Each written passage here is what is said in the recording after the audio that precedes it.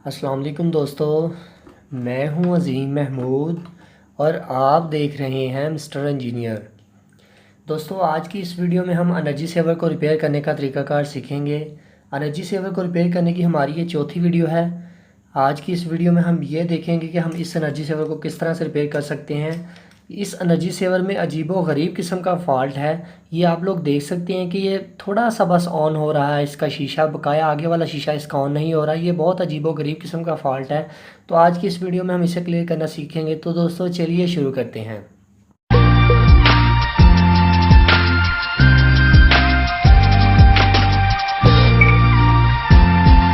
आप लोग ये देख सकते हैं कि ये सिर्फ थोड़ा सा ग्लो कर रहा है। तो आज की इस वीडियो में हम इसे रिपेयर करते हैं। सबसे पहले तो हमें ये देखना है कि हमारे एनर्जी सेवर की पीसीबी में मसला है या हमारे एनर्जी सेवर के शेल में मसला है।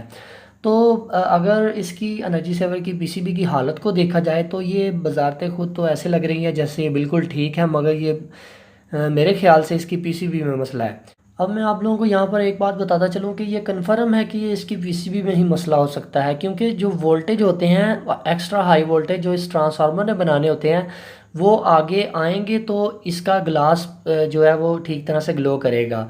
तो ये इसकी जो पीसीबी है वो ठीक तरह से वोल्टेज आगे नहीं भेज रही। कोई रीज़न होगी, कोई पार्ट्स बीच में से ख़राब हो गया होगा। तो चलिए हम उसे चेक करते हैं कि कौन सा जो इसके अंदर पार्ट्स है वो फॉल्टी है। बाज़ार खुद अगर इसे देखा जाए तो ये बिल्कुल ठीक लग रही है, मगर अब देखने में ये है कि ये आप लोग देख सकते हैं ये पीएफ लगे हुए हैं।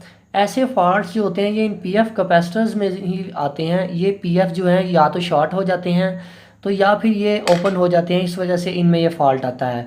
तो ये कम ग्लो कर रहा है, इसलिए मुझे करना ये होगा कि ये जो 4 पॉइंट्स हैं इन चारों पॉइंट्स के सेंटर में एक कैपेसिटर लगा होता है जो कि ये है।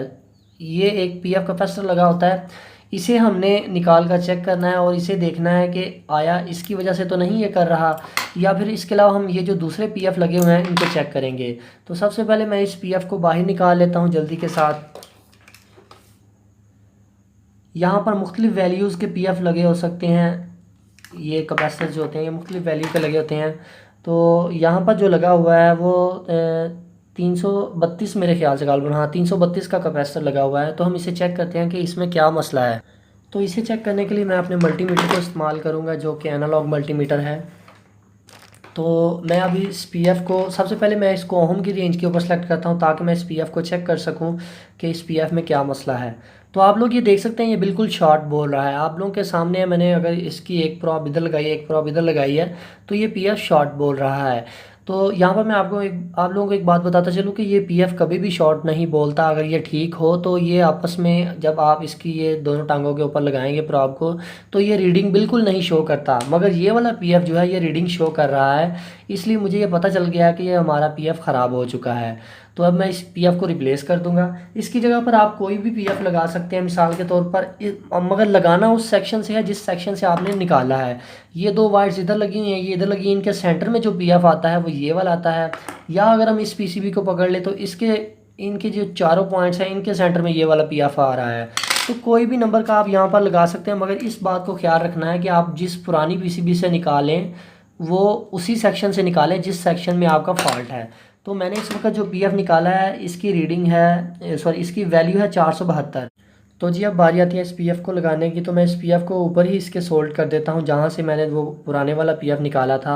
आप चाहें तो इसको अंदर वाली साइड से भी सोल्ड कर सकते हैं, मगर मैं टाइम को मद्देनज़र रखते हुए मैं इसको इन दोनों पॉइंट्स के ऊपर ही सोल्ड कर देता हूँ। ठीक है, आप लोगों के सामने है। तो मैं अब इसको थोड़ा सा टेढ़ा कर देता हूँ ताकि मैं इसको सीधा करके फिक्स करके चेक कर सकूँ। ये देखिए आपके सामने मैंने पीएफ को लगा दिया है।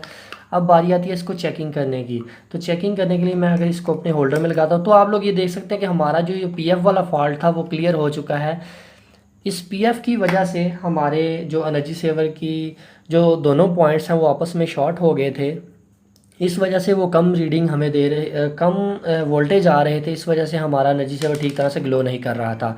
तो आप लोग ये देख सकते हैं सिर्फ एक पीएफ को मैंने बदला है जो कि गालबन 4 से 5 रुपए का नया मिल जाता है। तो इसको बदल कर मैंने अपना एनर्जी सेवर मरम्मत कर लिया है। तो दोस्तों अगर आपके एनर्जी सेवर में भी इस तरह का कभी भी मसला है तो आप इस पीएफ को रिप्लेस करके अपने एनर्जी सेवर को खुद घर बैठकर मरम्मत कर सकते हैं। इससे पहले भी मैं एनर्जी सेवर्स के ऊपर वीडियोस बना चुका हूं। अगर आप हमारे न्यू व्यूअर्स हैं तो मैं आप लोगों को यही रिकमेंड करूंगा कि आप उन वीडियोस को भी देख लें। और इसके अलावा अगर आप हमारे न्यू व्यूअर तो मैं आपको ये भी रिकमेंड करूँगा कि आप हमारे चैनल मिस्टर इंजीनियर को ज़रूर सब्सक्राइब कर लें। सब्सक्राइब करने के लिए वीडियो के नीचे रेड कलर का बटन नज़र आ रहा होगा, आप उसके ऊपर क्लिक करके भी हमारे चैनल को सब्सक्राइब कर सकते हैं।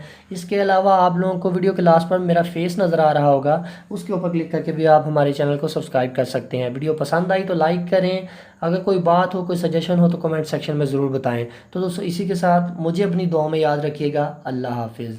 पाकिस्तान जिंदाबाद।